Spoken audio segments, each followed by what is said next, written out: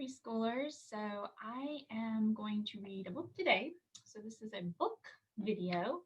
Um, and this book is called The Mitten. As you know, we've been focusing on our clothing study.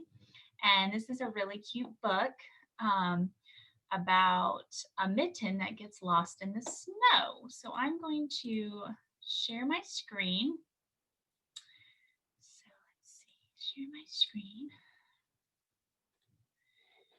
And let's make sure we're 2 pages. I'm going to hide my floating controls. This is called The Mitten, adapted and illustrated by Jan Brett. That means she basically retold the story and she illustrated it. She drew the pictures.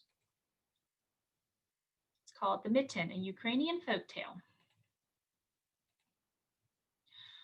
Once there was a boy named Nicky who wanted his new mittens made from wool as white as snow.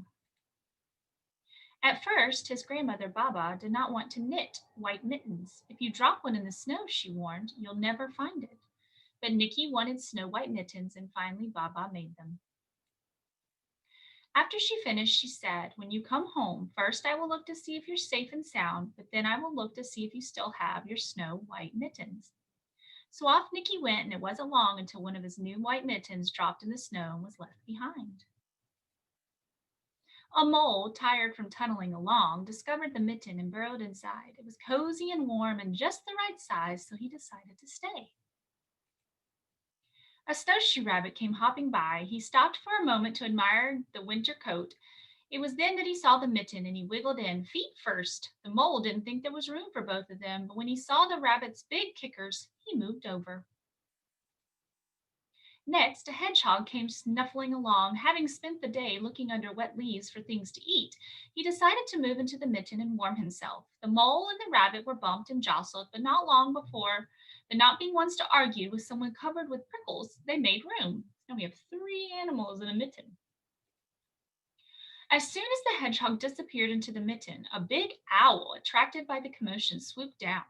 When he decided to move in also, the mole, the rabbit, and the hedgehog grumbled, but when they saw the owl's glinty talons as his feet, they quickly let him in. So now we have 4 animals in a mitten. This is a really well-made mitten, don't you think? Up through the snow appeared a badger. He eyed the mitten and began to climb in. The mole, the rabbit, the hedgehog, the owl were not pleased. There was no room left, but when they saw his diggers, they gave him the thumb.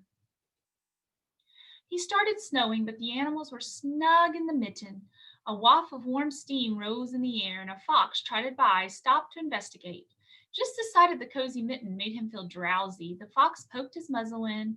When the mole, the rabbit, the hedgehog, the owl, and the badger all saw his shiny teeth, they gave the fox lots of room. A great bear lumbered by. He spied the mitten all plumped up. Not being one to be left out in the cold, he began to nose his way in. The animals were packed in as tightly as they could be, but what animal would argue with a bear? The mitten swelled and stretched. It was pulled and bulged to too many times its size, but Baba's good knitting held fast. So now we have 7 animals, big animals, into this mitten. After along came a meadow mouse, no bigger than an acorn. She wriggled into this open space and made herself comfortable on top of the great bear's nose. The bear, tickled by the mouse's whiskers, gave an enormous sneeze. Ah, ah, achoo! The force of the sneeze shot the mitten up in the sky and scattered the animals in all directions. On his way home, Nicky saw a white shape in the distance. It was his lost mitten, silhouetted against the blue sky.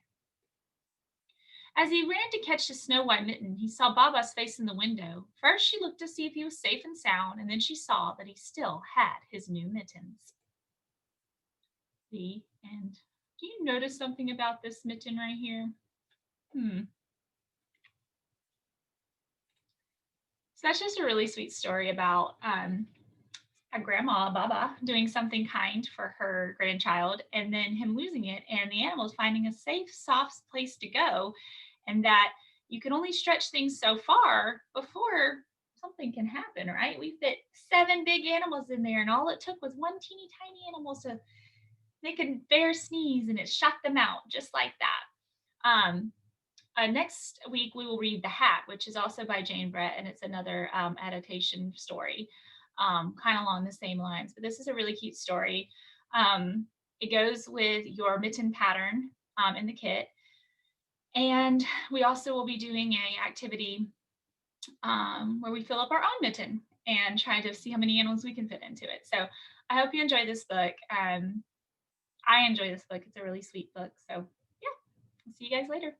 Bye.